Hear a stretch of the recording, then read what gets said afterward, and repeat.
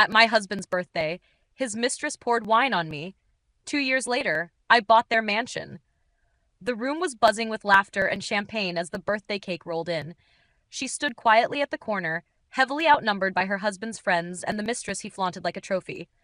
Then, without warning, the mistress walked up with a wicked smile and poured a glass of red wine all over her white dress. Gasps filled the room. Then came the laughter. Her husband didn't stop it. In fact, he joined in, wrapping his arm around the mistress as if to crown her queen of the night. Humiliated, she walked out with her head held high, but something inside her shifted. 2 years later, their world was turned upside down when they returned home to find her name on the deed of the very mansion they once mocked her from. This is the story of public humiliation, quiet revenge, and a twist they never saw coming. What do you think happened next? Hello, family. Welcome back. Before we begin, I have a small but heartfelt request. Please subscribe. Your support is what keeps these stories alive. Every time you click that button, you're helping us share voices that would otherwise be forgotten and stories that deserve to be heard. And in the comments, tell us where you're watching from, because together, we are not just telling stories. We are keeping hope alive. The night was too perfect to be real. The chandeliers above sparkled like frozen fireworks, and the air smelled of expensive perfume, champagne, and pride. Laughter rolled through the grand living room of the Weston mansion. Ethan Weston's 35th birthday, a celebration that screamed success, luxury, and power. Clara Weston stood near the corner of the room, holding a half-empty glass of water. Everyone around her sparkled in sequins and silk, while she wore a simple white dress, the one Ethan once said made her look pure and classic. Now that same dress made her feel invisible. She smiled politely whenever someone glanced her way, though most didn't. The guests, investors, colleagues, influencers, all seemed to know something she didn't. The glances, the whispers, the laughter that paused when she walked by, it was a theater, and she was the ghost no one acknowledged. Her husband, Ethan, stood across the room, surrounded by admirers. His smile was wide, his voice confident. "To new beginnings," he shouted, raising his champagne glass. The crowd cheered. Clara's fingers tightened around her glass. New beginnings? She wasn't sure if he meant business or something else, something darker. Then, like a perfectly timed performance, she appeared. Sabrina Cole. The woman who used to share Clara's secrets over late-night wine. The woman who cried on Clara's shoulder after her breakup last year. The woman Clara had once called her sister. Now she walked across the room like she owned it, red dress hugging every curve, her lips painted the color of sin. And in her hand, she carried a glass of red wine. Sabrina stopped beside Ethan, her hand resting lightly on his shoulder. He didn't move away. Instead, he laughed and leaned into her whisper. The two of them looked like a magazine cover. Dangerous and perfect. Clara's stomach twisted. She had heard rumors, yes. She had seen the late texts, the sudden business trips, the way Sabrina had slowly drifted from her life and appeared in Ethan's. But some part of her had refused to believe it. Ethan could be cold, yes, but he wouldn't humiliate her like that. Not publicly. Not in front of everyone. "Mrs. Weston," a voice said behind her. Clara turned. It was Marla, one of Ethan's co-workers' wives, a woman who always smiled too wide and asked questions that weren't really questions. "You look lovely tonight," Marla said, her tone dripping with sugar. "White. Brave choice. I could never wear white with my husband around, not with all the red flags flying." Laughter bubbled around her little circle of friends. Clara smiled weakly. "I like white," she said quietly. Marla shrugged and turned away before Clara could say more. The laughter continued, and Clara's chest ached. Across the room, the lights dimmed slightly. Sabrina clinked a spoon against her glass, calling for attention. "Everyone," she said, her voice bright and clear. "Before we cut the cake, I just want to make a small toast to the man of the hour, Ethan Weston." Applause filled the room. Ethan beamed, pretending modesty. Sabrina continued, her eyes locking on Clara's from across the room. "Ethan, you've built an incredible empire. You've inspired so many of us, especially those lucky enough to stand by your side." Her words were honey dipped in poison. Clara felt her throat tighten. "And of course," Sabrina added sweetly, "we can't forget your lovely wife, Clara." The crowd turned toward her. She felt heat rush to her face. "Clara has been such an example of grace under pressure." Sabrina smiled, pausing for effect. Truly, it takes a strong woman to stand quietly beside greatness, even when it outgrows her. A few guests chuckled softly. Clara forced a smile, her heart thudding in her chest. Ethan didn't say a word. Sabrina lifted her glass. To Ethan, and to the people who help him shine. Then she walked toward Clara. The room went silent except for the soft hum of the music. Sabrina stood before her, smiling that perfect practice smile. You don't mind, do you, Clara? She asked softly. It's just a little wine between friends. Before Clara could respond, Sabrina tilted her glass and poured the entire thing over Clara's white dress. The red liquid spread like blood down the fabric, soaking into every fold. Gasps echoed. Then, laughter. Not nervous laughter, loud, cruel laughter. Clara stood frozen, the cold wine seeping through her clothes. Her breathing was steady, but her hands trembled. Ethan didn't rush to her. He didn't even look shocked. Instead, he chuckled, and said, You always did wear purity too well, Clara. The room exploded with laughter again. Cameras flashed. Someone muttered, What a scene. Clara looked at Ethan, really looked at him. The man she had loved for 10 years, the man she had built her life around, now smirked at her humiliation. She felt something inside her snap, quietly, like a branch breaking under snow. She placed her glass down on the table, her movements slow and controlled. Then she looked at Sabrina and smiled. Not with kindness, but with something colder. You're right, she said softly. It takes strength to stand quietly beside greatness, but it takes even more to walk away from it. Without another word, she turned and walked toward the door. The laughter followed her like smoke. Outside, the night air was cold and sharp. She didn't cry. Not one tear. She stood under the porch light, breathing in deeply, the red stain clinging to her dress like a wound. For the first time in years, she felt awake. Later that night, the party still echoed faintly from downstairs when Clara walked into the bedroom. Ethan followed her, still smelling of whiskey and cologne. He loosened his tie, pretending nothing had happened. Clara, he said with a sigh, don't be dramatic. It was a joke. You made it awkward by walking out. She turned slowly, her voice steady. A joke? Ethan, she poured wine on me. Your mistress, he laughed. Mistress? Don't start that again. Sabrina's been helping me with the business, that's all. Helping you? Clara said quietly. By sleeping with you? His smile faltered, just for a second. Watch your tone, he snapped. You sound bitter. That's the problem, Clara. You've lost your spark. You've become boring. Boring, she repeated, her voice hollow. After I gave up my career for you. After I stood by you when you had nothing. Yeah, well, he said, running a hand through his hair. Things change. People change. You should have changed with me. You're too plain, Clara. You don't fit the life I'm building anymore. Her heart clenched, but her face stayed calm. And Sabrina does? He didn't answer. His silence was enough. She nodded slowly, then turned away, her voice trembling just slightly. Thank you for saying it out loud. I've been waiting to hear the truth. He scoffed. Don't make this harder than it needs to be. We'll handle the divorce quietly. You'll get your share. Just don't embarrass me. She looked back at him, eyes cold. Embarrass you? She said softly. Ethan, you did that all by yourself. She walked into the bathroom, shutting the door gently. On the other side, Ethan muttered curses, poured himself another drink, and turned on the TV, as if nothing had happened. Inside, Clara looked at her reflection in the mirror. The red stain had dried to a dark maroon. Her eyes were rimmed with exhaustion, but behind them, something fierce flickered. Not anger, not despair, but clarity. She whispered to herself, You'll regret this. Weeks later, the divorce papers came faster than she expected. Ethan's lawyer was efficient, almost mechanical. Clara didn't fight. She signed where they told her to, too tired to argue. But then, she saw a familiar name in one of the property transfer documents. Sabrina Cole. Confused, she flipped through the papers again.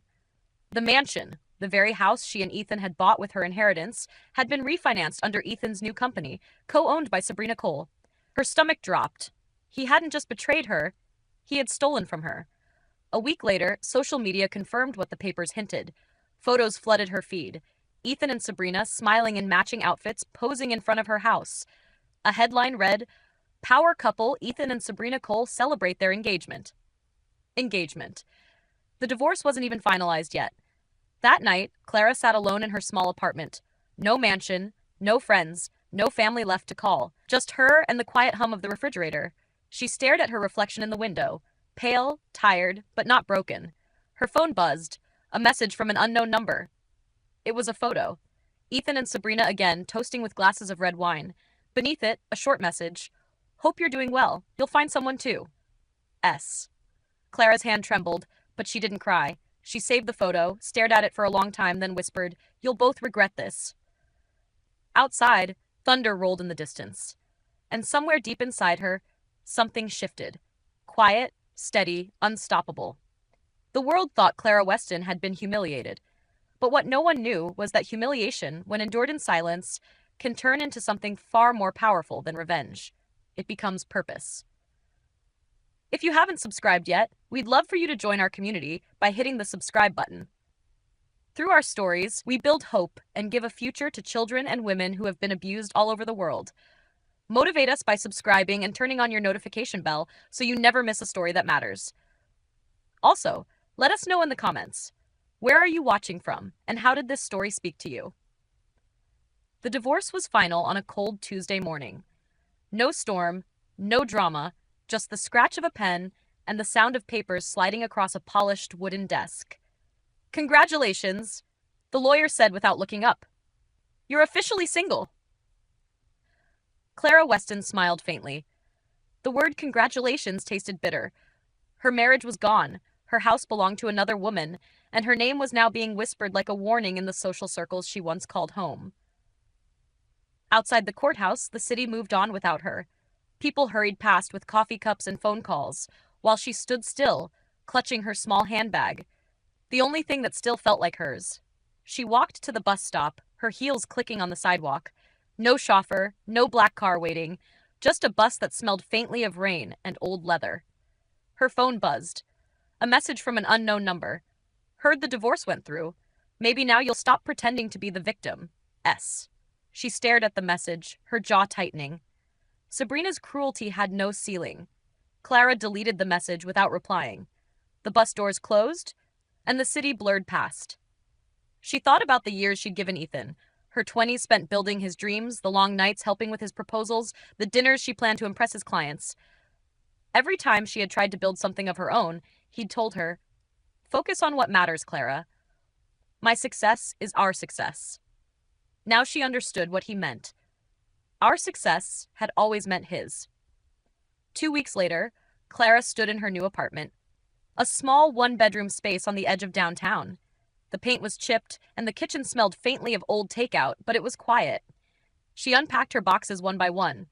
Books, a few clothes. Her parents' photo, the only thing she'd managed to keep that wasn't taken in the divorce. She placed it on the shelf carefully and whispered, "I'll be okay, Mom. I promise."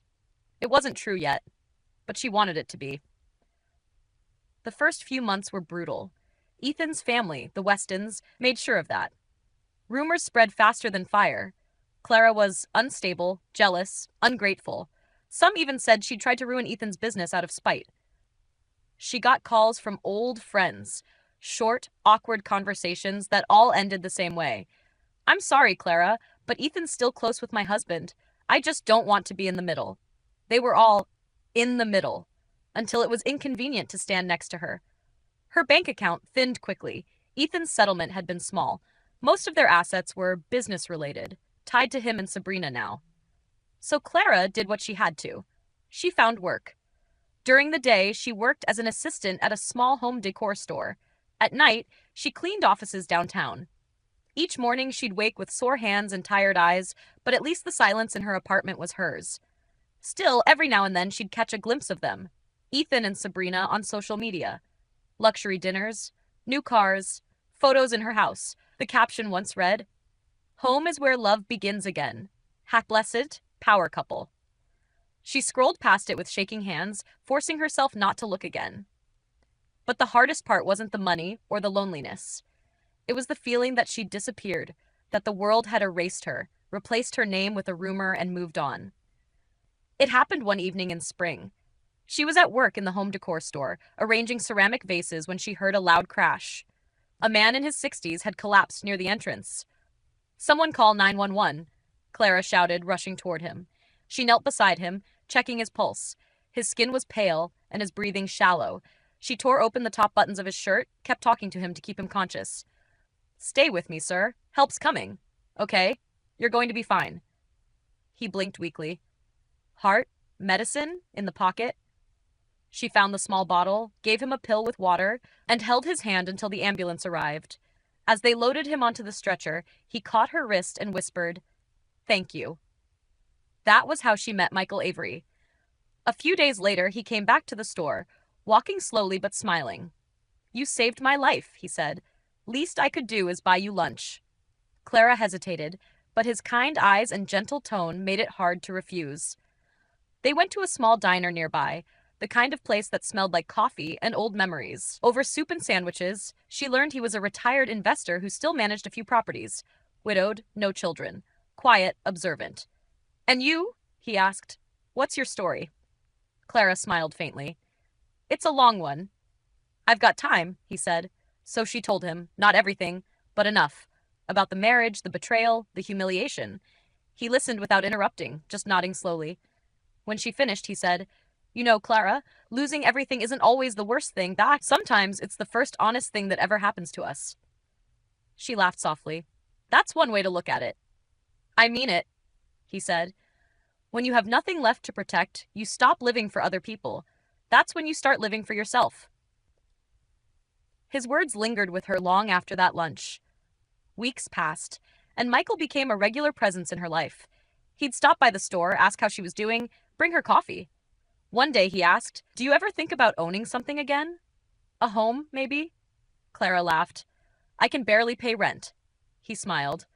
"Doesn't mean you shouldn't learn how." He began teaching her, not like a teacher, but like a friend. Simple things at first, how real estate worked, how properties gained value, how people built wealth through patience instead of luck. They met every Saturday at the public library. He brought his old notebooks filled with numbers and notes. "Look," he said one day, showing her a map. "People always think power is about having money. It's not. It's about knowing where to put it." Clara listened, took notes, asked questions.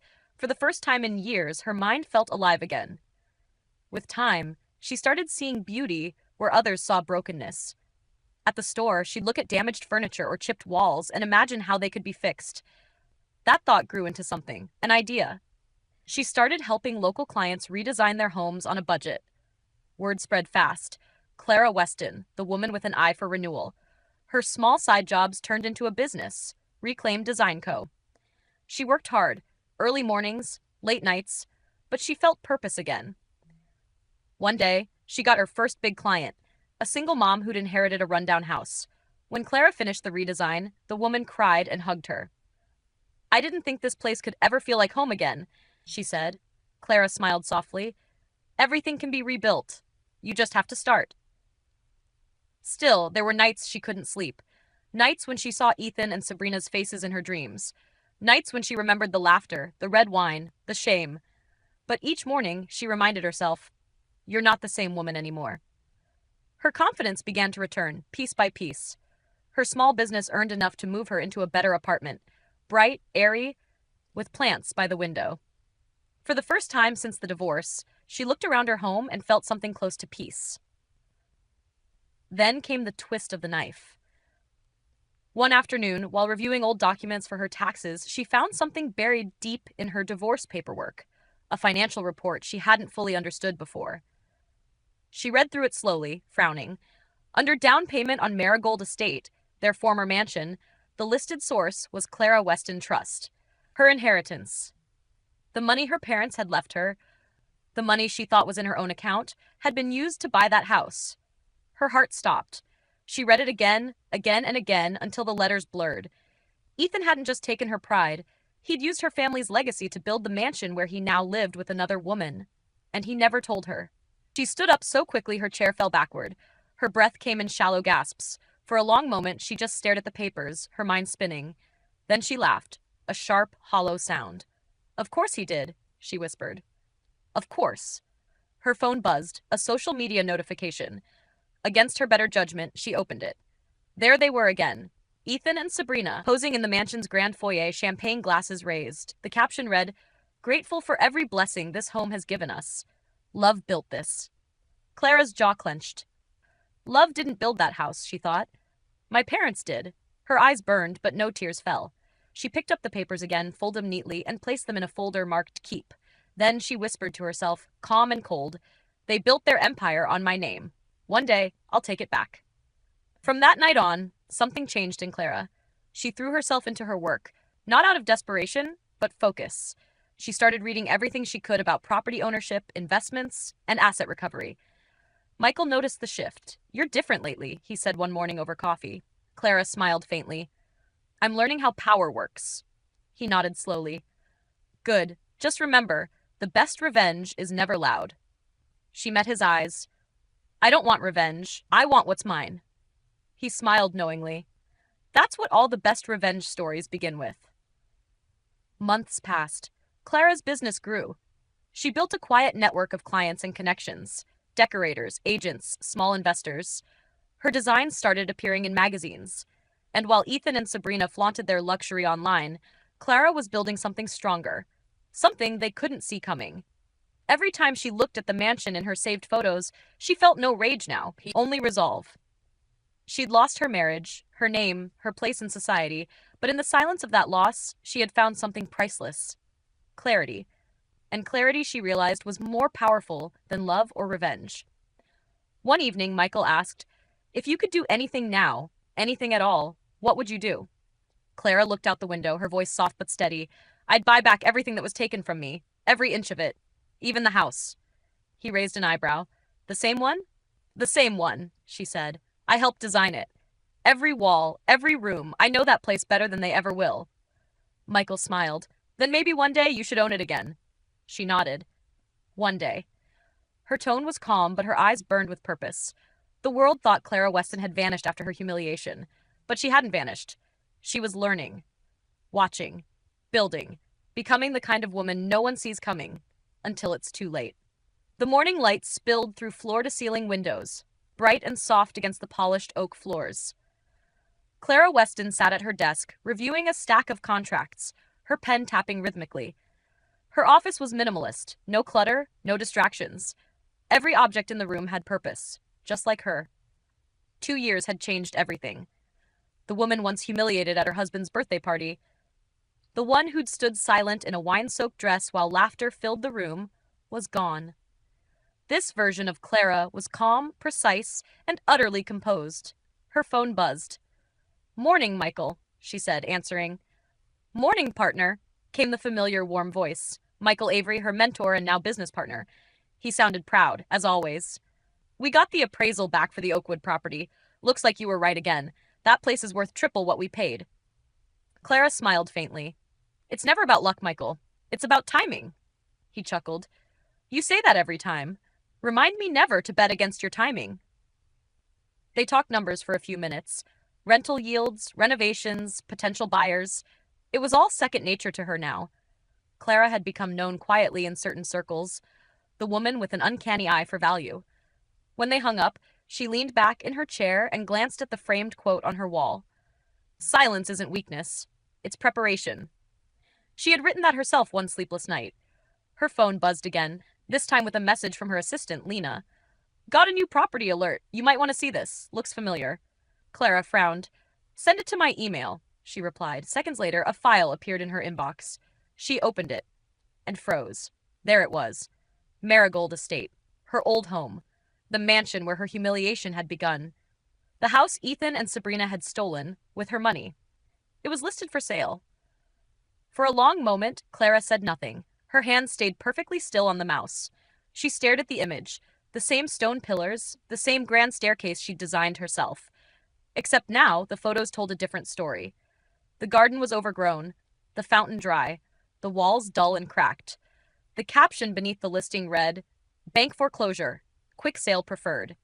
Offers below market value considered.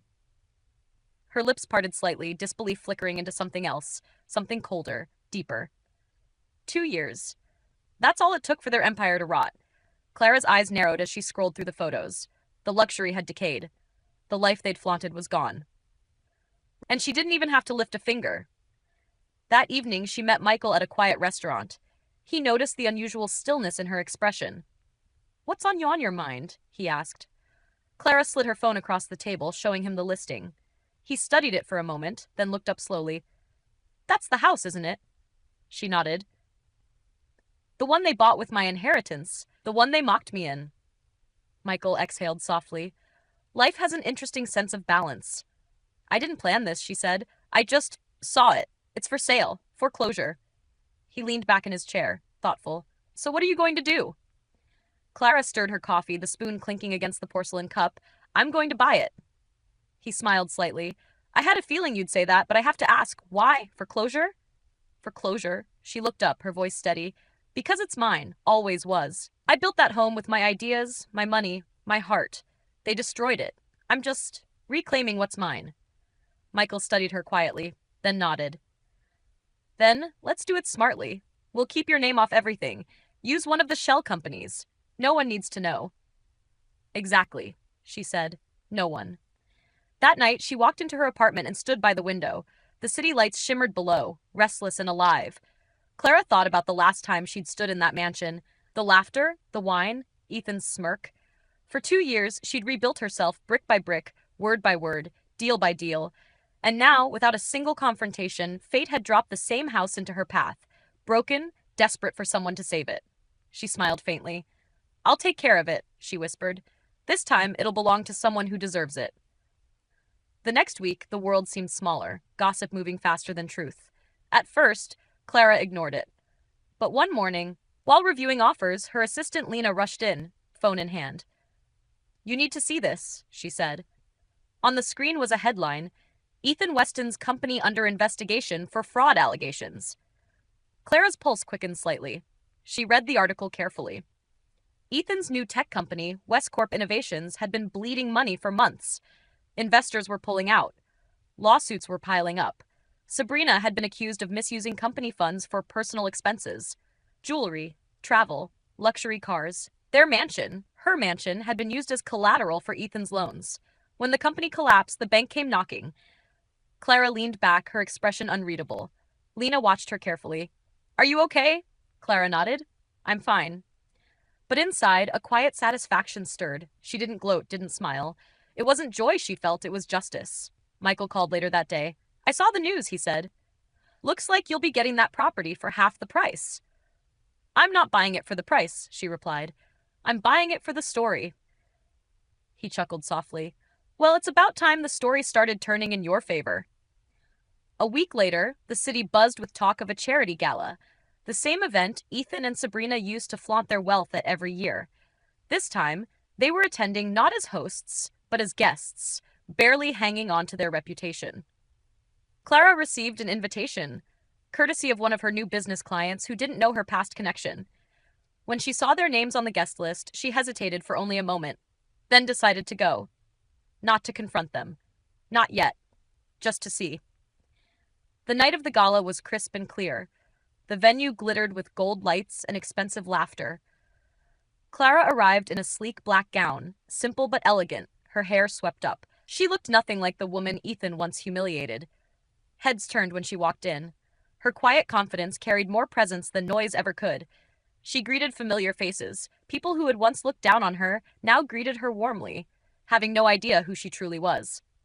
Across the room, she spotted them. Ethan and Sabrina. He looked older, tense, his charm replaced by exhaustion.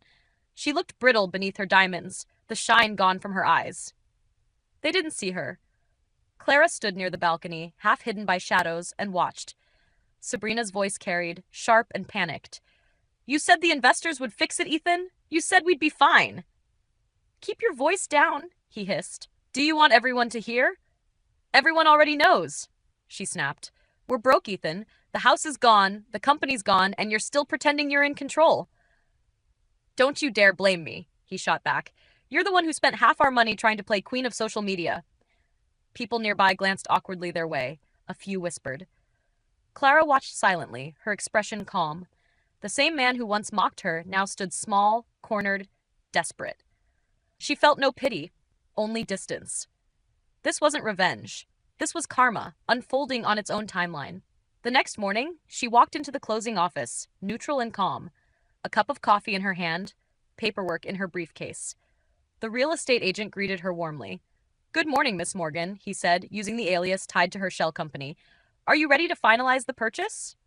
"Absolutely," she replied. She signed each document with steady hands. Page after page, her signature claimed back every inch that had been stolen from her, not as Ethan's wife, but as her own woman. When the final page was done, the agent smiled. "Congratulations. The Weston estate is officially yours." For a heartbeat, the world seemed to still. The Weston estate. Her estate. The irony wasn't lost on her. She smiled faintly. "Thank you," she said, standing up. As she walked toward the door, the agent called after her, "You must really love that property. It's rare for someone to buy it sight unseen." Clara paused at the doorway. "Some things," she said softly, "you don't need to see again to know they belong to you." That night, she returned to her apartment and stood before the window, looking out at the city lights again. The papers sat neatly on her desk, proof of what patience, silence, and resilience could build. 2 years ago, she had walked away from that mansion in humiliation. Tonight, she owned it. Not through manipulation, not through public revenge, but through quiet power. She didn't tell Michael. Not yet. She didn't tell anyone. Some victories didn't need applause, they just needed peace. As she closed the curtains, her phone buzzed again, another headline, another piece of gossip about Ethan and Sabrina's downfall. She didn't open it. She didn't need to. She had already won. The mansion was quiet that morning. The sunlight poured through tall windows, illuminating dust in the air, the kind of light that exposes everything. Movers shuffled across the marble floor, wrapping furniture and loading boxes onto trucks outside. In the grand foyer, the echoes of a once perfect life lingered like ghosts. Sabrina Cole stood at the base of the staircase, arms crossed, her expression tight with irritation. Her red lipstick was smudged, her hair pulled back too hard, her eyes hollow from lack of sleep. "Be careful with that," she snapped at one of the movers as he wrapped a painting. "That's a Monet replica worth thousands." The mover looked at her politely. "Ma'am, the new owner asked us to take everything to storage. Nothing leaves without her approval." Sabrina frowned. "Her approval? What are you talking about? This is my house." "Not anymore, ma'am," the man said, not meeting her eyes. From the doorway, Ethan Weston stepped in, looking worn and thinner than ever. His once slick charm had faded. He was dressed in yesterday's shirt, his sleeves rolled up, his face unshaven. He looked like someone who'd spent too long pretending everything was fine. "Stop yelling, Sabrina," he muttered. "They're just doing their job." She turned to him, furious. "You said we had time. You said the bank would work with us." "They didn't," he said sharply. "I tried everything. The house is gone." Sabrina's voice rose. "Gone? Gone? Ethan, this was supposed to be ours forever."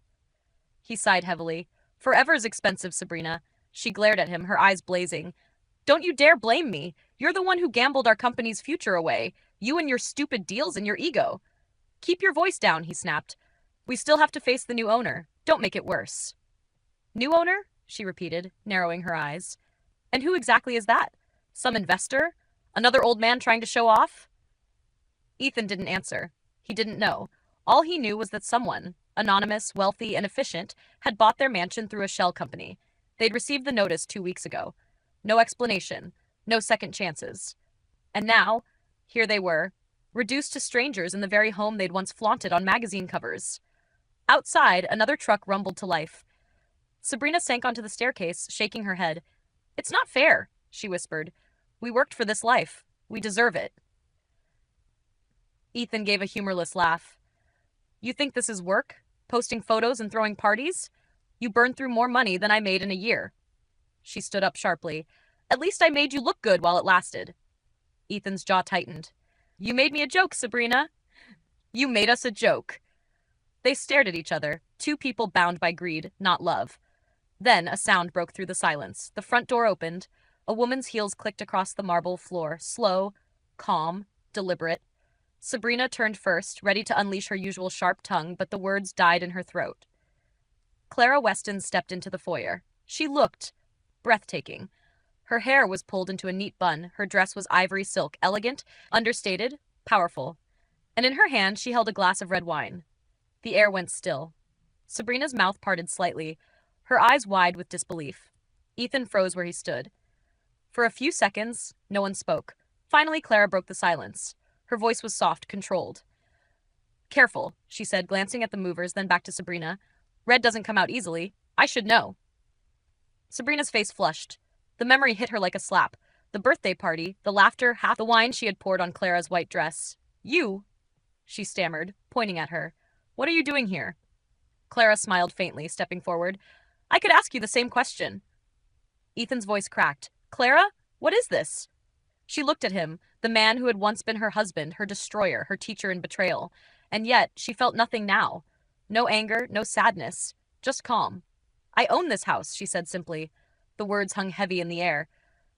Sabrina laughed, a shaky, bitter sound.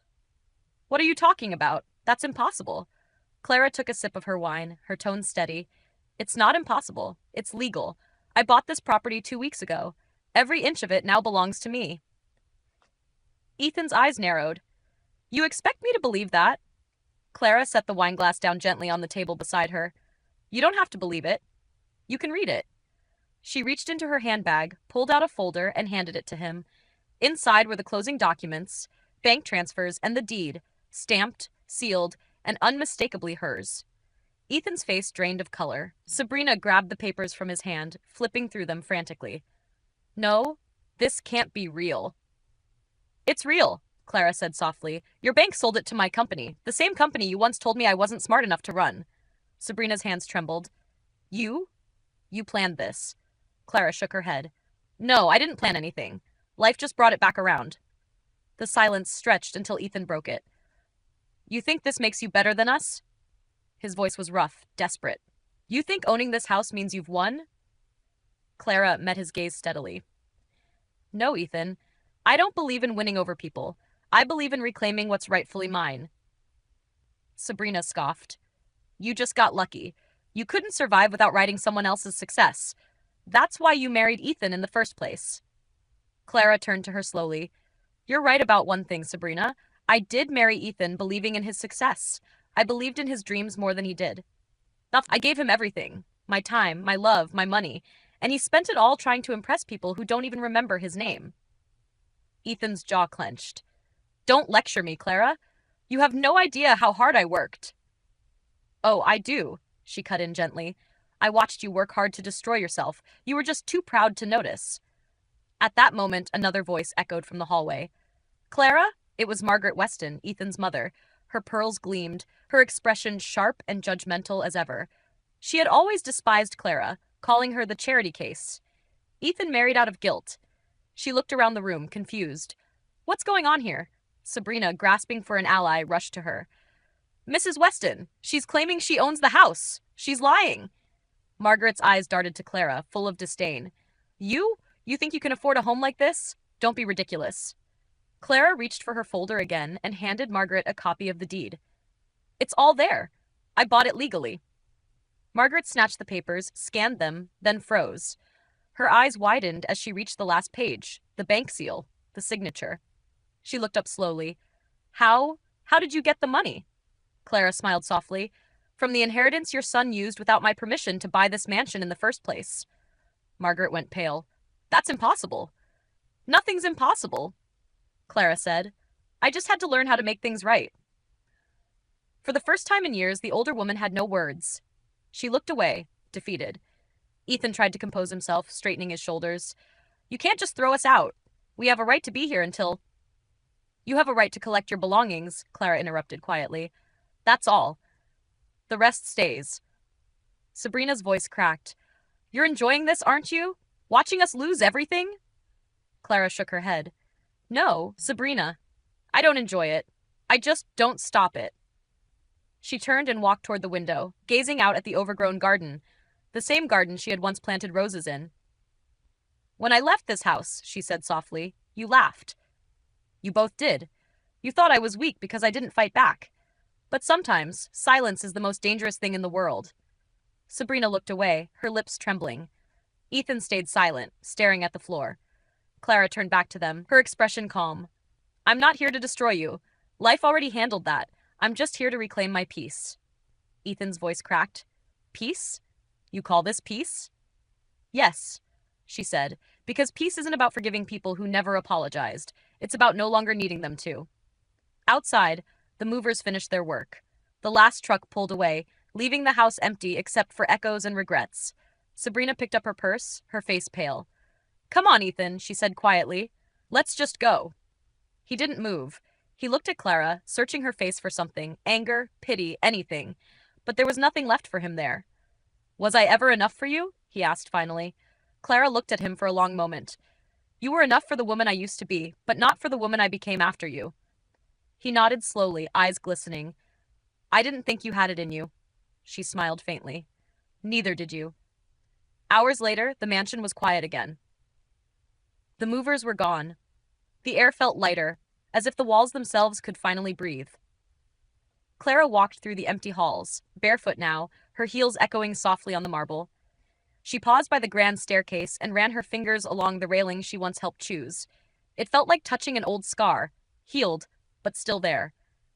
She stopped at the foyer table, where her glass of red wine still sat, untouched. She lifted it, held it to the light, and smiled. The same drink that once symbolized her humiliation now shimmered as a reminder of everything she'd survived. 1 month later, news traveled fast. Photos of Clara began appearing online, elegant, poised, smiling at charity events. Her story spread quietly at first, the woman who rebuilt her life after betrayal. But what captured everyone's attention was what she did next. She announced a large donation to a women's shelter, one that helped women escape emotional and financial abuse. The donation was made under the name the Sabrina Foundation. When reporters asked why, Clara said simply, "Because every story deserves a second chance, even the ones that start with betrayal."